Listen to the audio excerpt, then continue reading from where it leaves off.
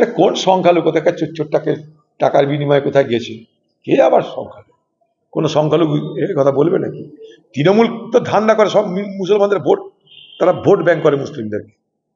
তৃণমূলের কাছে মুসলমান কে? তৃণমূলের কাছে মুসলমান হচ্ছে ভোট ব্যাংকের নাম। মুসলমানকে ভর্তি দেখাও এনআরসির নামে, এসআইআরের নামে, আমি আছি তার নামে, আমি থাকলে তোমাদের ভয় নেই সেই ভর্তি দেখিয়ে মুসলমানদেরকে ভোট ব্যাংক হিসাবে ব্যবহার করে তৃণমূল। আর কিছু না, মুসলমানদের দাম তৃণমূলের কাছে ভোট ব্যাংক।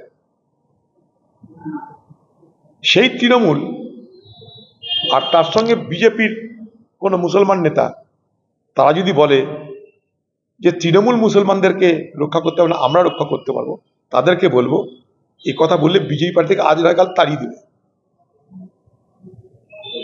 এই ভারতবর্ষ থেকে মুসলমান খেদিয়ে হিন্দু রাষ্ট্র করার স্বপ্ন দেখে বিজেপি। না খেদালেও মুসলমানদের ভোটার অধিকার থাকবে না, মুসলমানদের কোনো ধর্মীয় অধিকার থাকবে না, সেটাই বিজেপির তত্ত্ব। দেখুন এইরকম এনআইএ, কোথাও সিবিআই, কোথাও ইডি, এ তো হচ্ছেই। এখন নতুন করেছে সাইবার অ্যারেস্ট, আপনাকে মোবাইলে অ্যারেস্ট করে ফেলছে। সারা দেশ জুড়ে মোদিজি যত বেশি ডিজিটাল যুগের কথা বলছে, ডিজিটাল জমানার কথা বলেছে, তত বেশি ভারতবর্ষে সাইবার ফ্রড হচ্ছে। প্রতি বছরে 22,000 কোটি টাকা সাধারণ মানুষের লুট হয়ে যাচ্ছে শুধু ডিজিটাল ব্যবস্থাকে হাতিয়ার করে। ঠিক একইভাবে এনআইএ মানেই আতঙ্ক, এনআইএ মানেই এক বিরাট ব্যাপার। দেশ জুড়ে এনআইএ নিয়ে দুবেলা করে কেন্দ্রীয় সরকার ঢক্কানিনাদ করে। সেই এনআইএকে বৃদ্ধাঙ্গুষ্ঠ দেখিয়ে তাদের নাম করে টাকা লুট হচ্ছে, চিটিংবাজি হচ্ছে, মানুষকে ভয় দেখিয়ে ধান্দা করা হচ্ছে। এরকম কত ঘটনা আমাদের চোখে মধ্যে আসছে না, আমাদের নজরে আসছে না, দেখার বিষয় সেইটাই। এটা তো নজরে এসছে, কত ঘটনা নজরে আসেনি সেটাই দেখার বিষয়। যারা এপিক দেয়, যারা এপিক সরবরাহ করে তাদের দায় এটা, রাজ্যের দায়, কেন্দ্রের দায়। এপিক যারা সরবরাহ করে, এপিক যারা তৈরি করে, পশ্চিমবঙ্গে সব হয়। পশ্চিমবঙ্গে পাসপোর্ট হয়, পশ্চিমবঙ্গে আধার কার্ড হয়, এপিক কার্ড হয়, সব কার্ড হয়। পশ্চিমবঙ্গ এমন একটা জায়গা যেখানে পয়সা দিলে সব পাওয়া যায়। বাঘের দুধও পাওয়া যাবে যদি ঠিক মতো জায়গায় ঠিক মতো পয়সা দেওয়া হয়। তৃণমূল যতদিন আছে পশ্চিমবঙ্গে এই ধরনের চোরাবৃত্তির কোনো অভাব ঘটবে না। কেন এক শাহজাহান, কেন শাহজাহান, নূরজাহান, ঔরঙ্গজেব অনেক আছে, শুধু শাহজাহান শাহজাহান করা হচ্ছে কেন? সারা পশ্চিমবঙ্গ জুড়ে তো জালি তথ্য পাচারের কেন্দ্র সারা পশ্চিমবঙ্গ। মুর্শিদাবাদে এপার ওপার হয় না, মালদা এপার ওপার হয় না, উত্তরবঙ্গে এপার ওপার হচ্ছে না, তা সব কি শাহজাহান করছে? কত শাহজাহান শেখ দিদি তৈরি করেছে। দিদির হাতে শাহজাহান শেখদের অভাব নাই, কত শাহজাহান শেখ আছে দিদির হাতে। তারপর ঠিক আছে, দিদি তো শাহজাহান শেখদের নিয়ে দল বড় করেছে। এরকম কত মস্তান, কত চোরাচালানকারী, কত বাটপার এই বর্ডার এলাকায় ধান্দা করছে, তার কোনো ঠিক ঠিকানা আছে? একদমই তাই। রাজ্য সরকার এই রাজ্যে এসআইআরকে আমন্ত্রণ জানিয়ে তারা বিএলও নিযুক্ত করেছিল, তখন কোনো পশ্চিমবঙ্গের মুখ্যমন্ত্রী সমর্থন করেছিল। আজও পশ্চিমবঙ্গের মুখ্যমন্ত্রী এই বিএলওদেরকে নিয়েই নানা রকমের কথা বলছেন। কিন্তু যদি এসআইআর পশ্চিমবঙ্গে বিপদের কারণ হয়, বিএলওদের যদি মৃত্যুর কারণ হয় এসআইআর, পশ্চিমবঙ্গ সরকার কেন তাদের কর্মচারীদের উদ্যোগ করে নিচ্ছেন না? কেন বলছেন না যে আমি এখানে এসআইআর করতে দেব না, দেব না, দেব না? কমিশন বলছে রাজ্য তার দায়িত্ব পালন করছে না, রাজ্য বলছে কমিশন তার দায়িত্ব পালন করছে না। সাধারণ ভোটার, সাধারণ মানুষ কোথায় যাবে? এই এই এই এই এই জিনিস দেখতে সাধারণ মানুষ কোথায় যাবে? কেন মৃত্যু, কি মৃত্যু দেখুক, কিন্তু এসআইআর কারণে, চাপের কারণে বিএলওদের মৃত্যু, এর থেকে দুর্ভাগ্যের নিন্দাজনক আর কিছু হতে পারে না। কিন্তু তার জন্য রাজ্যর কি ভূমিকা? তার জন্য নির্বাচন কমিশনেরই বা কি ভূমিকা? নির্বাচন কমিশনকে বলতে গেলে তারা বলছে রাজ্যকে বলেছে এই করতে, রাজ্য করেনি। রাজ্য বলছে আমাদের কথা না শুনে বেশি কাজ চাপিয়ে দিচ্ছে।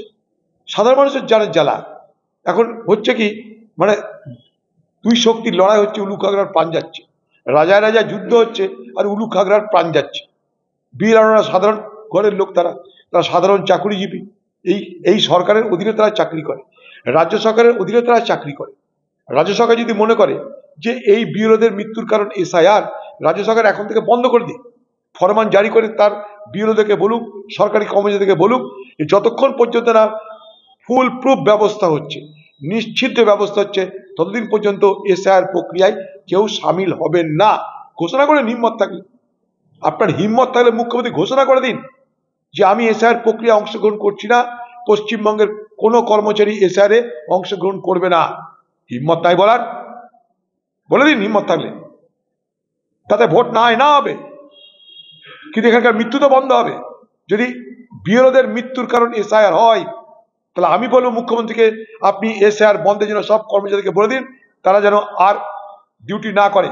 আপনি তাদের দেখভাল করবেন, দেখাশোনা করবেন, আপনি তাদের মাইনা পত্র সব তো দিচ্ছেন, আপনি বলুন আপনি তাদের রক্ষা করতে পারছেন না?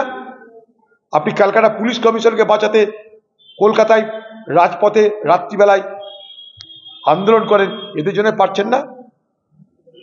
চোরকে বাঁচাতে আন্দোলন করেছিলেন, আর বিরোধীরা তাদের আমাদের ঘরের লোক, তারা তো সরকারি কর্মচারী, তারা তো সার্ভিস দিচ্ছে, তারা বিপদে পড়ছে, তাদের মৃত্যু হচ্ছে, তার জন্য আপনি একটা প্রতিবাদ করে রাজ্যে একটা অনশন করতে তো পারলেন না? হিম্মত হলে ঘোষণা করে দিন পশ্চিমবঙ্গে এসে আর করবো না, যা পারে করে নিস। এই জন্য থামাতে পারছে না, কারণ পুলিশের অপরাধ থামানোর দায়িত্ব তো নেই। পুলিশের দায়িত্ব পশ্চিমবঙ্গের তৃণমূল দলকে রক্ষা করা, বাঁচানো, পুষ্ট করা, তাকে ফলে ফুলে ভরিয়ে দেওয়া। তাই স্বাভাবিকভাবে পুলিশের দায়িত্ব পুলিশ পালন করছে। পশ্চিমবঙ্গের বিরোধীদেরকে ধ্বংস করে দাও, পশ্চিমবঙ্গের তৃণমূলের বারবারন্ত তৃণমূলের শ্রীবৃদ্ধি ঘটিয়ে চলো, তৃণমূলের দালালি করো, এটাই পুলিশের কাজ। তাই পুলিশ তার কাজ করছে। অপরাধ থামবে কেন?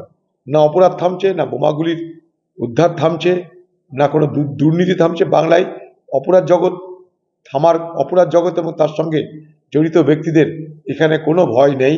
এখানে তাদের নিরাপত্তা দেওয়ার জন্য পশ্চিমবঙ্গ সরকার নিজেই আছে।